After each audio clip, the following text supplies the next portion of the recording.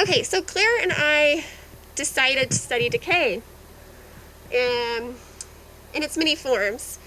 It felt like a subject that had been relegated to shadows and underworlds, and it felt like we were confronting our fears, confronting our realities, trying to live more presently in our bodies. We applied to study death and decay. And then March happened, and Corona happened, and I don't feel like it's my place to ask you to think with me about death or pontificate about a reality that we all live in. Death is now on the Ritz cracker box at the grocery store. It is on the air. I wonder if it's a ghost in my body. My largest fear is that I won't experience symptoms and that someone I love will. And so I have no answers for you. I have only questions. So I have a series of questions to ask you.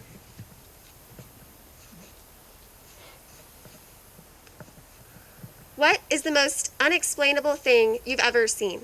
And don't worry, you don't have to answer. Just think quietly to yourself. Or the person next to you if you want to annoy them. When you die, do you consider your corpse yours? Is your body a vessel, a prison, a gift, or? Do you find the idea that heaven, or idyllic bliss, whatever you like to call heaven, is here now on earth, inspiring or really depressing? Which of these names most sticks with you? Antigone, Circe, Medusa, Medea. There are cannibalistic cultures that consume the flesh of loved ones to imbibe their memories, stories, and knowledge. What are you doing to preserve the people you love? You can't see my smile under the mask. What's more frightening, a mummy or Frankenstein? Some scholars define our humanity by our need to bury the dead. But what of sky burials, cremation, being buried at sea? Do you believe immortality is attainable? And how? If I told you the moon cabin, right behind me, is haunted, what would you say it's haunted with? How long could you sit alone in a pitch-dark room? If you stepped into the root cellar and I closed the door, how much would your answer change? What if it was night instead of day? Or deepest, coldest winter, rather than what we're all experiencing together right now?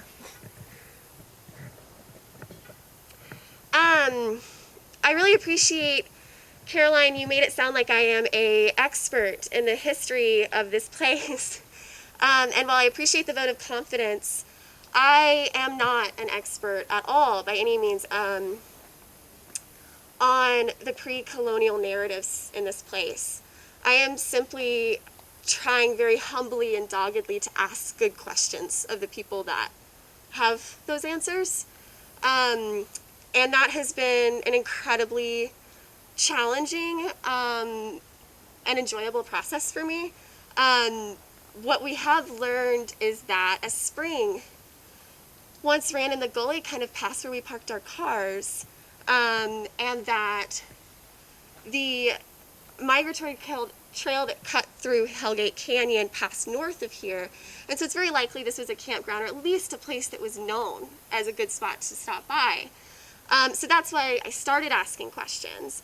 And I do hope that we can track down a name for the spring, for this place, something that speaks to this history that I think we have to stop pretending we have the answers for and approach with better questions.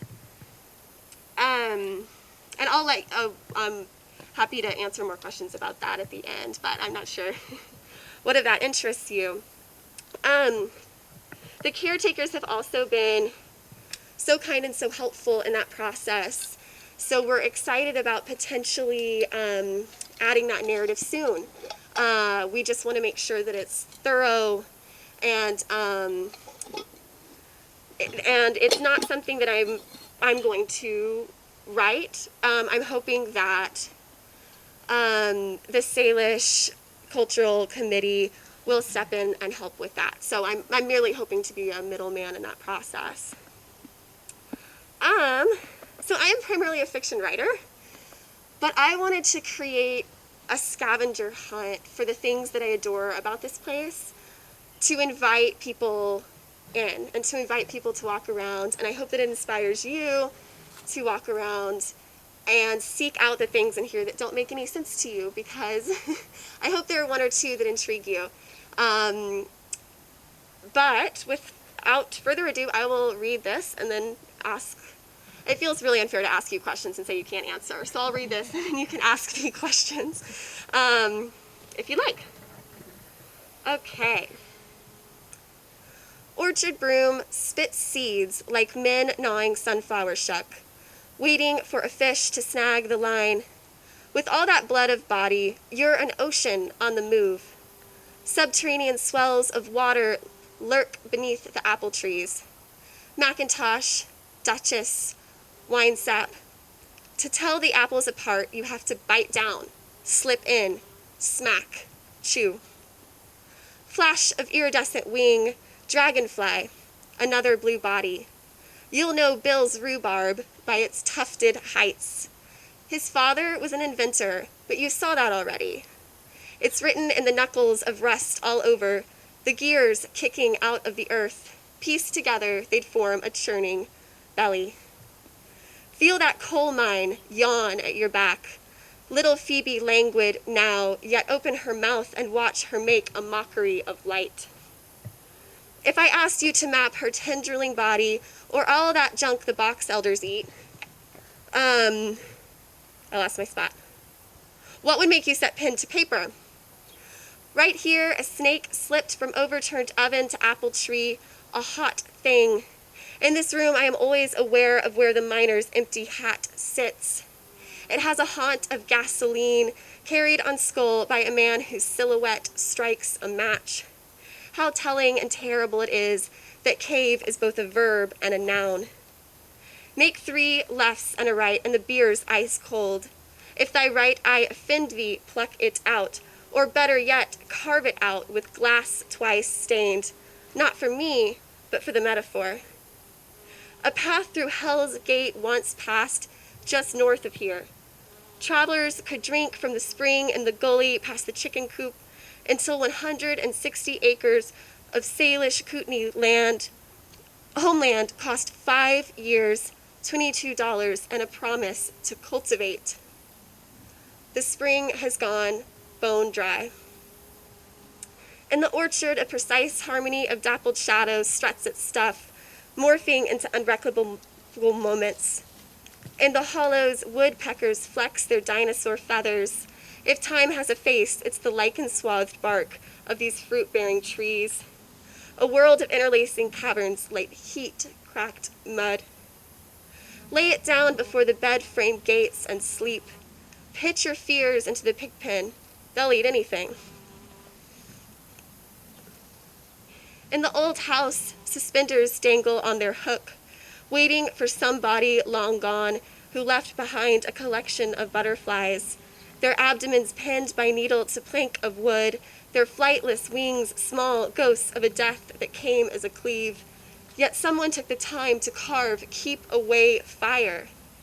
Flames nearly swallowed up the homestead once, ghost wings and all.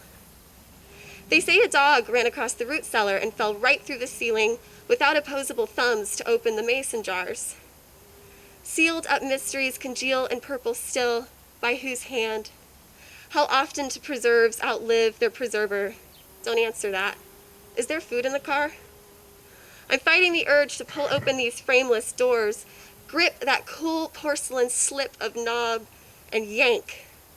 There's a gable on the Randolph house that opens to nothing but a nasty fall. Ray Moon built the tiny thing with the hairless doll in the window. If you hit the ice house where the snake lives, you've gone too far. Feel the soft bed of that magpie nest by the window. Say rootlets with me. Death is a trickster, too. The more I fear this virus, the more I fear I'll fall down a manhole. Drown in my shower, choke on a cherry pit. Listen, sit. Press ear to tunnel and tell me the spookiest thing you ever saw. Here I hear last year and the year before and before, spiraling towards yesterday, yonder, yesteryear, 77, multiplying like rabbits at your feet. Their white tails recede in brilliant streaks, cutting clean lines where all is porous. Close your eyes into the sound of yourself moving back, back, back. Silent, screeching, unfurling, unseen, and unstuck. That's all, folks. It's hot. What's your question? What did you discover here? What did I discover? What did you leave here with? That's a great question.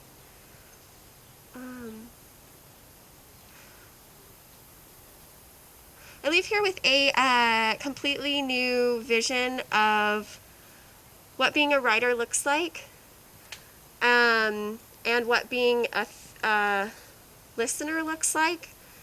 Compared to the noise of the city, I underwent so many different phases of what I would pick up on at the homestead.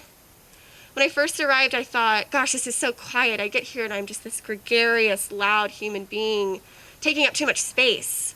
And the longer I was here, the louder the homestead became, physically. There are magpie nests all around, and there's a magpie nest you can see the rootlets of and the way that it's actually constructed in the winch shed, but then you'll start noticing them all over. There's a family of rare long-eared owls that live here, and I thought owls looked like the owls that we all wear on our shirts and on our makeup bags and stuff, and it turns out they move so quickly I mistook them for hawks for weeks. I'm going to take away that I need to be a better listener and that my writing needs to live in that kind of chaotic, inspirational world.